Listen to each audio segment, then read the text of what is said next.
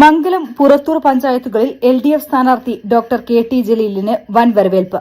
ഓരോ സ്വീകരണ കേന്ദ്രത്തിലും നൂറുകണക്കിന് ആളുകളാണ് സ്ഥാനാർത്ഥിയെ സ്വീകരിക്കാൻ ആവേശപൂർവ്വം എത്തിയത്. തവനൂർ മണ്ഡലത്തിന്റെ വികസന നായകനെ കണിക്കൊന്നയും കർഷകർ നാട്ടുപാടങ്ങളിൽ വിളയിച്ചെടുത്ത കാർഷിക ഉൽപ്പന്നങ്ങളും നൽകിയാണ് സ്ഥാനാർത്ഥിയെ വരവേറ്റത്. വെള്ളിയാഴ്ച രാവിലെ 8:30 കൂട്ടായി ആശാൻപടിയിൽ നിന്നായിരുന്നു തുടക്കം.